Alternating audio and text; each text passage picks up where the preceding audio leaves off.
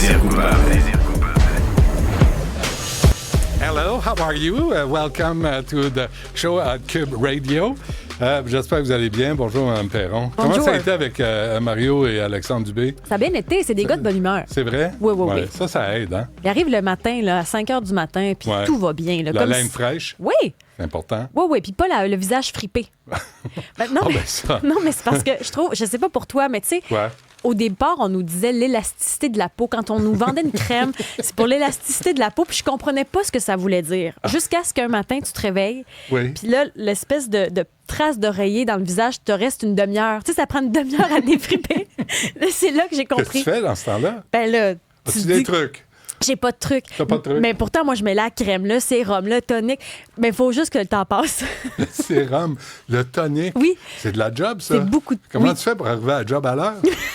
Je me lève plus de bonne heure. C'est pour ça que je me lève à 2h15. Ben, exactement. Mais la routine du soir est plus longue que le matin. Le matin, je la simplifie. Ah oui? Oui, oui, oui. C'est une crème. Tu te nettoies le visage, une crème, c'est suffisant. OK. Mais c'est injuste hein, pour les femmes, là, Oui. de se préparer le matin. C'est toujours un peu plus long. Nous autres, tu sais, regarde, Mario a toujours la même chemise sur le dos. Ça paraît pas.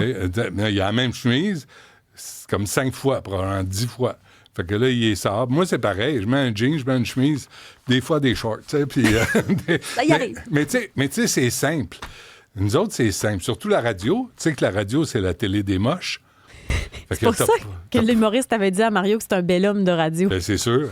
Parce que s'il l'avait eu à la télé, il n'a pas la même opinion. Mais ça, tu as raison, Ouais. par exemple, parce que si vous portez toujours la même affaire, ça paraît pas tant que ça. Pas tant. C'est Justine qui nous disait, je sais pas si elle l'a dit en ondes ou pas, mais qu'il y a un test qui avait été fait. Là. Quelqu'un Ouais. avait mis le même vêtement pendant 1 an, puis personne s'en était rendu compte. Puis une fille fait ça 2 jours, c'est terminé. Non, c'est des plaintes au CRTC, puis vous perdez votre job. Tu perds ta job, tu perds ta maison, tu payes pas tes comptes, ton mari te quitte, tu vis dans ton char qui a Rien 300 000 n'est exagéré. km. Rien n'est exagéré. T'es dans la rue, tu te ramasses l'itinérance, puis ben, c'est ça. C'est partie des statistiques. Il y a... Vraiment, vraiment, pas aujourd'hui, d'exagération. c'est vendredi, là. À quelle heure tu pars? Ben, à quelle heure tu veux que je parte? 10h30? à peu 10h30. près? OK, À parfait. 10h30, souvent, c'est là que t'es un peu comme t'en as ta dose. Ouais. Ouais. Non, ça se peut que tu partes avant. Parce que tu vas être tanné de moi. je t'en voudrais pas. Mais je trouve que cette semaine, t'étais gay de nature. là. Tu sais, t'étais heureux. Aujourd'hui, Tu t'es me connais heureux. tellement. Mais il y a quelque chose, là.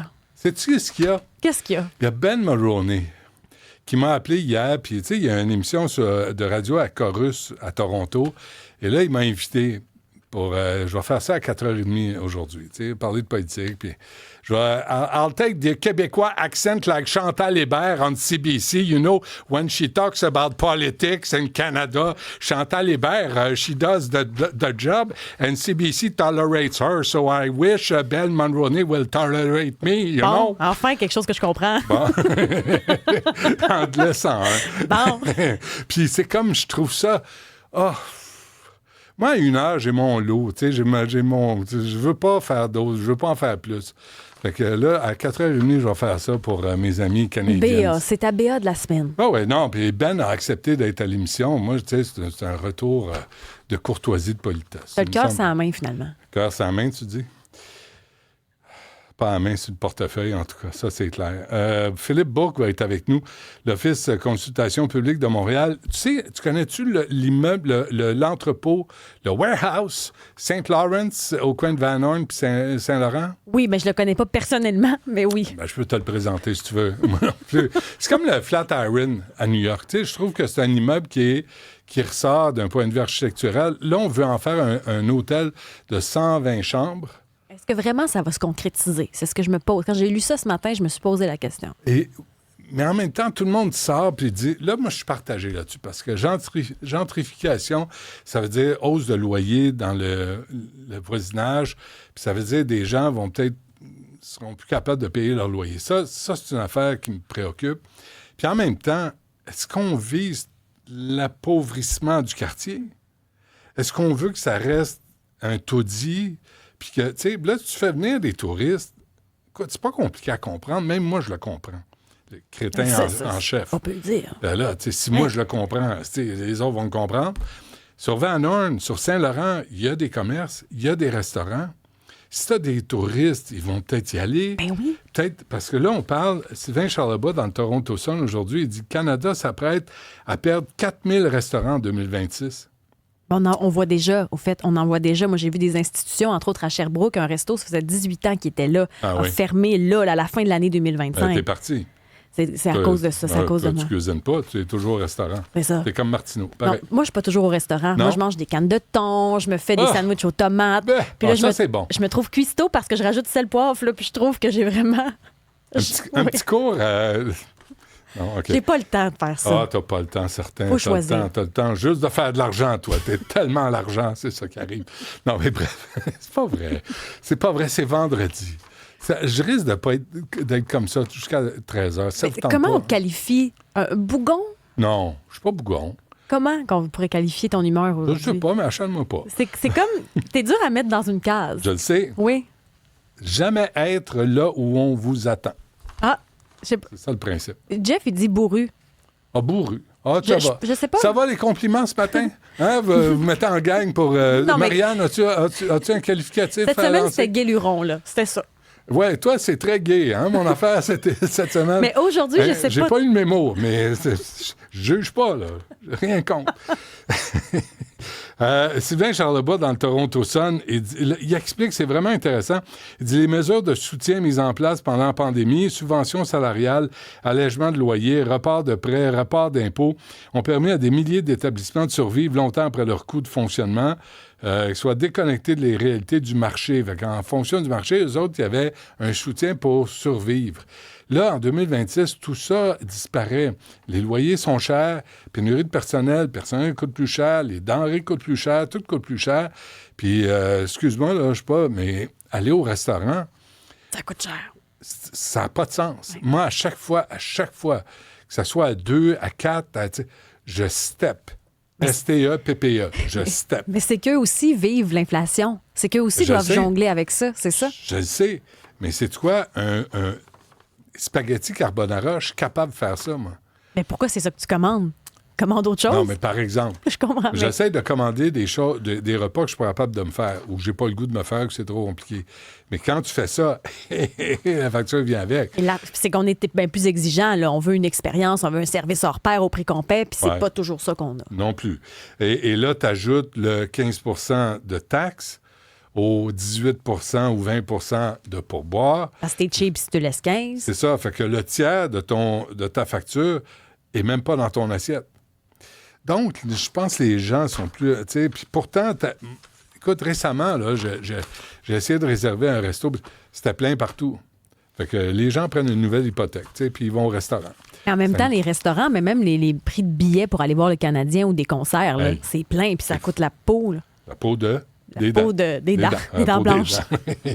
C'est ça. Mais un jour, il va falloir expliquer à nos enfants ou nos petits-enfants, il existait à une époque ce qu'on appelle des restaurants.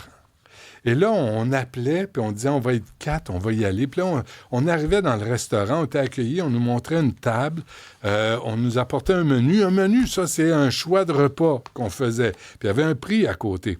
Puis là, on disait à la madame ou au monsieur qui venait à la table, ben, on va prendre ça, puis avec un verre de vin ou n'importe quoi, un verre de bière. Et là, les gens, il va falloir expliquer ce que c'était des restaurants, parce que ça va disparaître. Les menus? Toutes.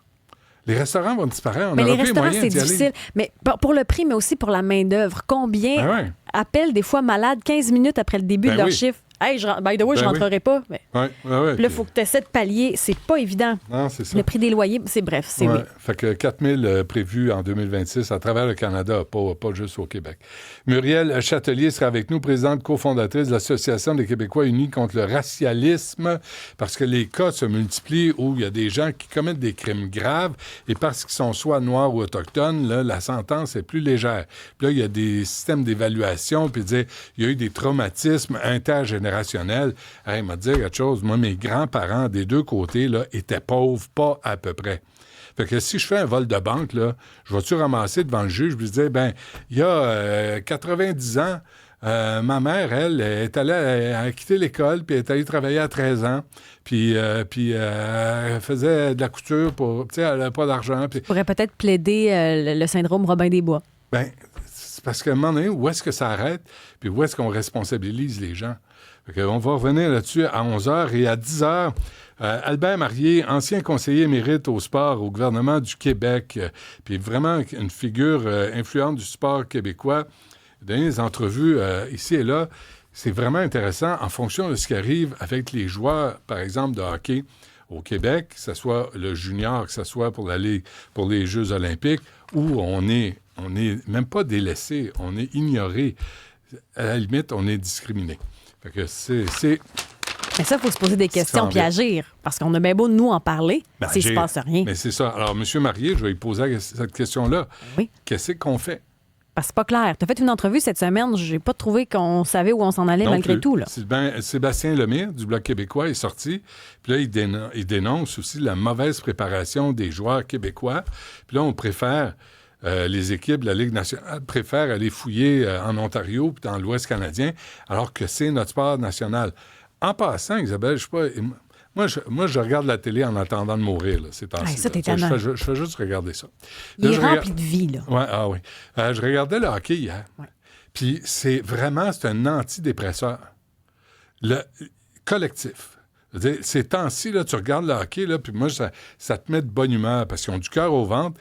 Puis je pense que le fait qu'il y ait autant de Québécois, et même Alexandre Texier qui a fait un tour de chapeau hier, 3 buts, qui est un Français, mais la présence des Madison, des Bolduc, des Blais, de Montembeault, là, tu as une équipe qui nous ressemble un peu plus.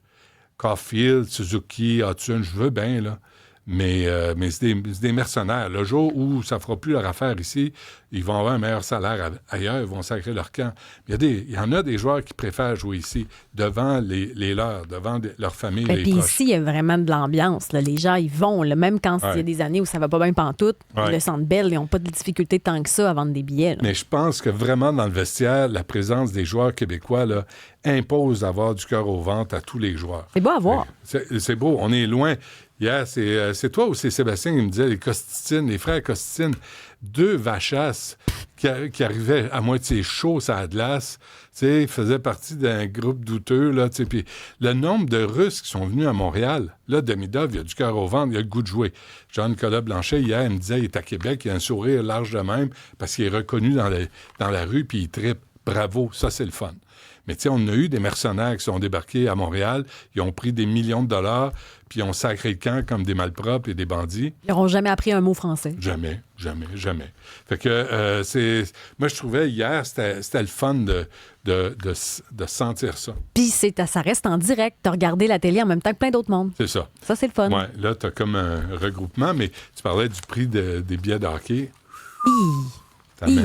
Mais ça, encore une fois, c'est toutes des compagnies qui achètent ça, mettent ça sur leur compte de dépenses, ils déduisent ça de leur impôt, qui finit par payer ces billets-là. Fait que le petit peuple, on peut pas y aller. Ben non, mais on les aide à se dédommager. C'est ça. À travers nos impôts collectifs. Voilà. C'est de même ça marche. Tout le temps de même ça marche. On se fait avoir. Y a-tu autre chose? Écoute, sur l'Office de consultation publique de Montréal, si j'ai le temps, je vais lui parler d'un rapport sur l'itinérance qui est sorti en juillet dernier. Écoute, un rapport où il se dit absolument rien, à part de mettez plus d'argent, pas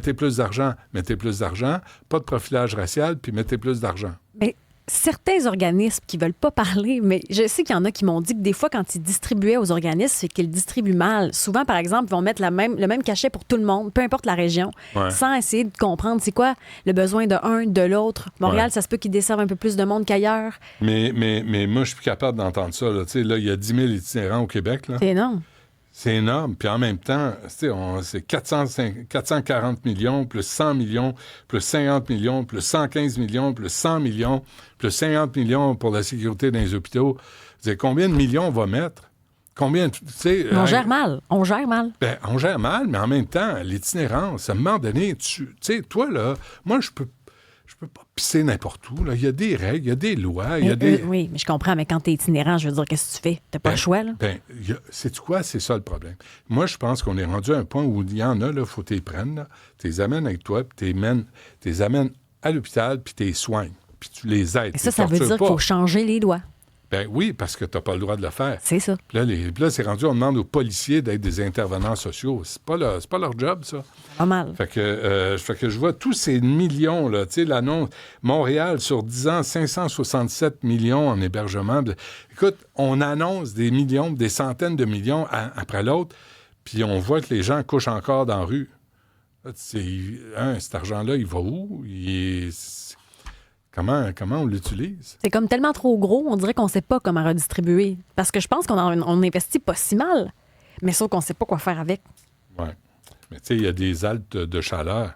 Ils dorment sur des chaises. Puis en même temps, les autres arrivent et ils disent « Moi, je veux vivre d'un campement. » Là, il ne faut pas... Le bureau de consultation, on dit là, il faut respecter le campement. Ben oui, on va-tu respecter les résidents du quartier? En même temps, c'est parce que si tu démantèles un campement, là, si tu déplaces le problème dans le sens où eux autres, ils sont dans la rue. Là. Ils n'ont pas le choix d'aller quelque part. Tu sors de la rue pour les mettre dans la rue. Bref, mais c'est beaucoup, beaucoup, beaucoup d'argent. C'est comme on jette de l'argent, on fait des annonces, mais il n'y a pas de plan de match concret. Non. Là, puis le bureau de consultation publique n'a pas plus de propositions, de recommandations. Ça prend une vision. Il faut risquer des choses. OK, fâche-toi pas. Là. Moi, je veux juste dire ça. Là. Vision. OK, parfait. On revient après ceci.